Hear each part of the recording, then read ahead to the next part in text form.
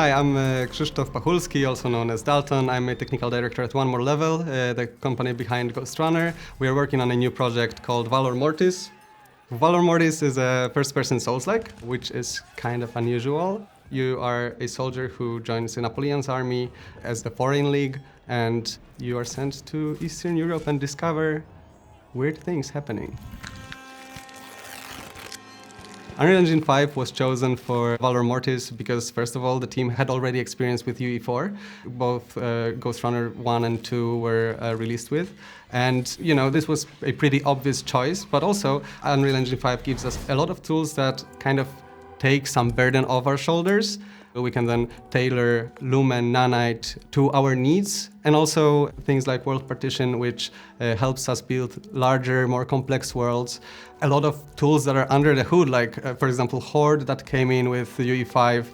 All of those things, they add to our development. Like, I can say we really profit from them because otherwise we wouldn't be able to make it at such a scale in such a time.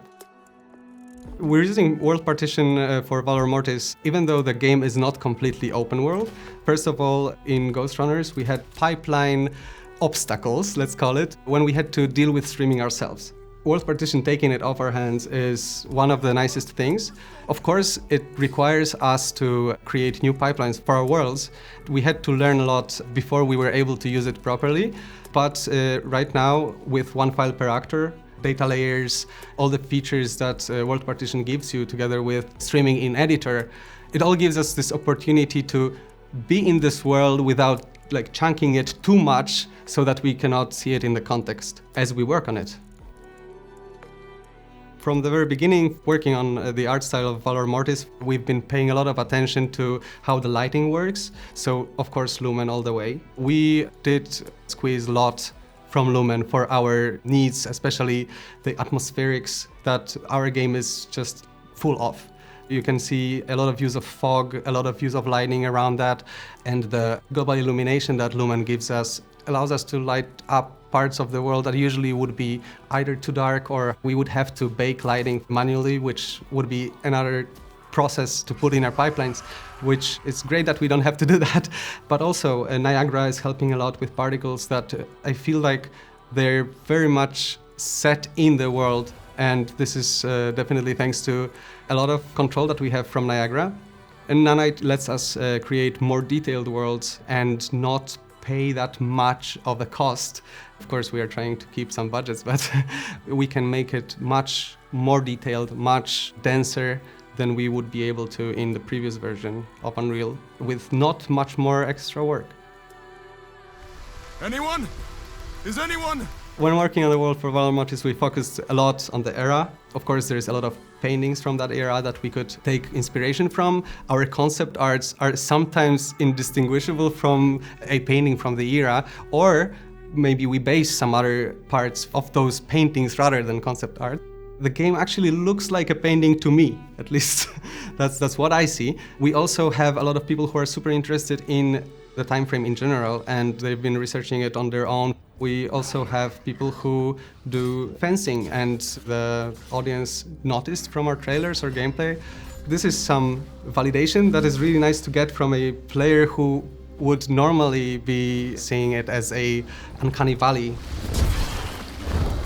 What makes combat in Valor Mortis different is that it's definitely a very dynamic one, and also it's first person, which makes it a whole different challenge for us as developers.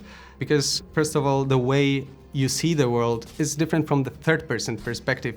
In third person, you see a bit wider shot, and in first person, some parts may be covered by the size of the screen itself. Our designers put a lot of work into making that operate very well. We're heavily using a gameplay ability system. It allows us to really focus on the behaviors rather than on specific logic that goes behind those behaviors.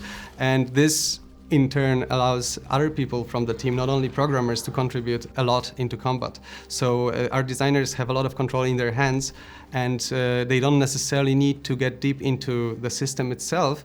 It's on us programmers to prepare the framework for them, and then they can build the content on top of that, which of course we later take over and tweak a little bit to make sure it it's fit for the game, but the designers got a lot more control in their hands that they wouldn't get otherwise. There is a lot that goes into animations. We are using metahumans for some of our characters. Two other things that I feel like are super important in case of combat and everything that you see on the screen is also clothing. Unreal supports very well and we can have a nice control over it. Everything can be dynamic on the character now. Also particles that are everywhere. It's also post-process, materials, which contribute to all parts of the game, not only to the vibe itself, which I feel we captured very well, but it's not only that. It's also, we telegraph a lot of things with them. Tiny little things that the player doesn't see, but they're there and they tell them things. My advice, soldier? Your commander is your best hope.